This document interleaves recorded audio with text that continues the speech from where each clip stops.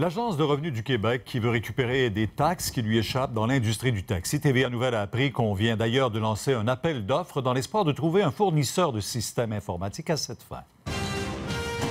Au Québec, il y a 22 700 détenteurs de permis de taxi et 8 000 voitures qui arpentent les rues dans l'attente de clients.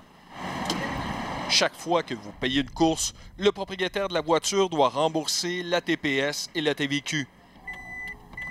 Avec ce type de taximètre, un chauffeur peut effacer une course et empocher la totalité de la somme sans débourser les taxes. Le taux d'évasion fiscale dans le secteur de l'industrie du taxi est très élevé. Les pertes fiscales sont évaluées à plus de 73 millions de dollars par année. TVA Nouvelle a appris que l'Agence du revenu vient de lancer un appel d'offres pour trouver un fournisseur qui pourrait mettre en place un système permettant d'enrayer l'évasion fiscale.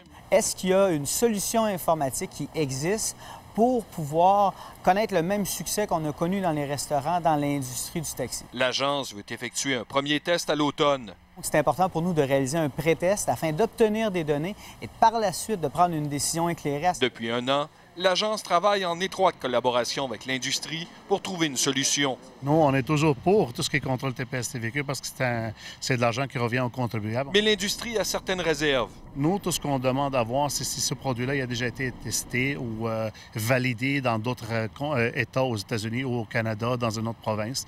On ne sait pas encore, on n'a pas eu de réponse là-dessus. Déjà, les taxis coûtent terriblement cher. Déjà, on fait à peu près 10 à 15 heures par jour. Dans l'ensemble, les chauffeurs ne sont pas contre. 5 dollars, c'est un livre de TPS. Il nous reste combien? Depuis l'installation des systèmes dans les restaurants, l'Agence a récupéré 412 millions en 2 ans. On est toujours en attente de décision du gouvernement Couillard pour la mise en place des factures électroniques dans les bars qui avait été annoncée dans le dernier budget Marceau, qui n'a jamais été adopté. Alain Laforêt, TVA Nouvelle, Québec.